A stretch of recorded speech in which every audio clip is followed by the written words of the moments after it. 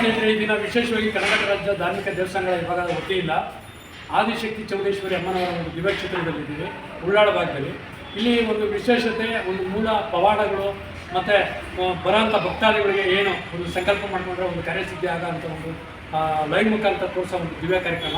ಈಗ ಇಲ್ಲಿನ ಪ್ರಧಾನ ಅರ್ಚಕರು ಅಮ್ಮನವರ ಮುಖಾಂತರ ಒಂದು ಮಾತಾಡೋಕ್ಕೆ ಇಷ್ಟಪಡ್ತೀನಿ. ಅಮ್ಮ, ಈ ದೇವಸ್ಥಾನ ಎಷ್ಟು ವರ್ಷ ಆಯಿತು ಪ್ರತಿಷ್ಠಾಪನೆ ಮಾಡಿ? ಮಾಡಿ 25 ವರ್ಷ. 25 ವರ್ಷ. ಸರಿ, ಈಗ ಇಲ್ಲಿ ವರ್ಷದ ಜಾತ್ರೆ ಯಾವಾಗ ಅನ್ಕೋತೀರ? ಮಾರ್ಚಲ್ಲಿ ಮಾಡ್ತೀರಾ? ಇಲ್ಲಿ ಏನು ವಿಶೇಷತೆ ಏನು ಅಮ್ಮವರಿಂದ ಜನಕ್ಕೆ ತಿಳಿಸ್ಬೇಕು? ಇಲ್ಲಿ ಬಂದು ಯಾರು ಏನು ಬೇಡ್ಕೊಂಡು ಹೋದ್ರೂ ಅದು ಹಾಗೇ ಆಗುತ್ತೆ. ಮದುವೆ ಆಗಿಲ್ಲ ಅಂದರೆ ಮದುವೆ ಆಗುತ್ತೆ, ಮತ್ತೆ ಮಕ್ಕಳಾಗಿಲ್ಲ ಅಂದರೆ ಮಕ್ಕಳಾಗುತ್ತೆ, ಕೆಲಸ ಆಗಿಲ್ಲ ಅಂದರೆ ಕೆಲಸ ಆಗುತ್ತೆ. ಇಲ್ಲಿ ಯಾರು ಬಂದು ನಿಂಬೆಹಣ್ಣು ದೀಪ ಹಚ್ಬಿಟ್ಟು ಹೋಗ್ತಾರೆ, ಮಂಗಳವಾರ ಶುಕ್ರವಾರ ರಾವ್ಕಲ್ದಲ್ಲಿ ಬಂದು ದೀಪ ಹಚ್ಬಿಟ್ಟು ಹೋಗ್ತಾರೆ. ದೀಪ ಹಚ್ಬಿಟ್ಟು ಹೋದರೆ ಅವ್ರಿಗೆ ಅನ್ಕೊಂಡಿದ್ದೆಲ್ಲ ಆಗ್ತಾ ಇದೆ. ಆಮೇಲೆ ವಿಶೇಷವಾಗಿ ಈಗ ಮೂಲತಃ ನೀವು ಇಲ್ಲಿ ದೇವಸ್ಥಾನ ಮಾಡಬೇಕಂತ ಒಂದು ಸಂಕಲ್ಪ ಅಮ್ಮನವ್ರು, ಯಾಕಂದರೆ ಎಲ್ಲ ಕೈಲೂ ಆಗಲ್ಲ, ಎಲ್ಲೆಲ್ಲ ದೇವಸ್ಥಾನ ಮಾಡೋಕ್ಕಲ್ಲ, ಎಷ್ಟೇ ಹಣ ಇಟ್ಕೊಂಡು ದೇವಸ್ಥಾನ ಮಾಡೋಕ್ಕಾಗಲ್ಲ. ಅದು ನಿಮಗೆ ಸಿಕ್ಕಿದೆ ಅಂದರೆ ನಿಮ್ಗೆ ಯಾವ ಥರ ಗೋಚರ ಆಯಿತು? ತಾತನ ಕಾಲದಲ್ಲಿ ತಾತ ಮಾಡ್ತಾ ಇದ್ರು, ತಾತ ಮುತ್ತಾತ ಎಲ್ಲ ಮಾಡ್ಕೊಂಡು ಹೋಗ್ತಾ ಇದ್ರು.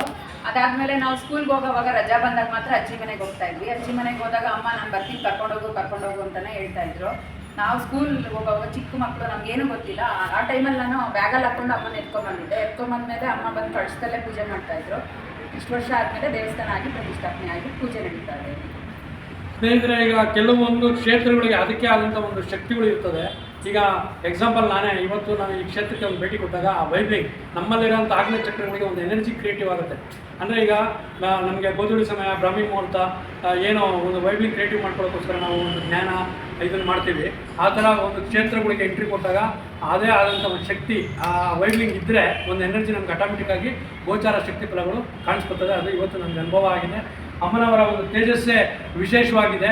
ನಾವೆಲ್ಲ ಕ್ಷೇತ್ರಗಳು ಭೇಟಿ ಮಾಡ್ತೀವಿ. ಅಲ್ಲಿ ಮುಖ ಲಕ್ಷಣಗಳಲ್ಲೇ ವಿಶೇಷವಾದ ಒಂದು ಅಗ್ರಸ್ಥಾನ ಕೆಲವು ಭಾಗದಲ್ಲಿ, ಕೆಲವು ದೇವಸ್ಥಾನಗಳಲ್ಲಿ ಮಾತ್ರ ಸಿಗುತ್ತೆ. ಇದು ಈ ಉಳ್ಳಾಳ ಗ್ರಾಮದಲ್ಲಿ ವಿಶೇಷವಾಗಿ ಅಮ್ಮನವರ ಒಂದು ತೇಜಸ್ಸು ಎತ್ಕೊಳ್ತಾ ಇದೆ. ಮತ್ತು ತಮ್ಮ ಏನೇ ಸಕಲ ಕೋರಿಕೆಗಳಿದ್ದು ಈ ಕ್ಷೇತ್ರಕ್ಕೆ ಭೇಟಿ ಕೊಟ್ಟು ಇಷ್ಟಾರ್ಥ ನೆರವೇರುತ್ತೆ ಮತ್ತು ನಿಮ್ಮ ಸಂಕಲ್ಪಗಳು ನೆರವೇರುತ್ತೆ ಅಂತ ಕೇಳ್ಕೊತಾ ನಿಮ್ಮ ಪ್ರೀತಿಯ ಶ್ರೀವಾರ್ಯ. ನಮಸ್ಕಾರ.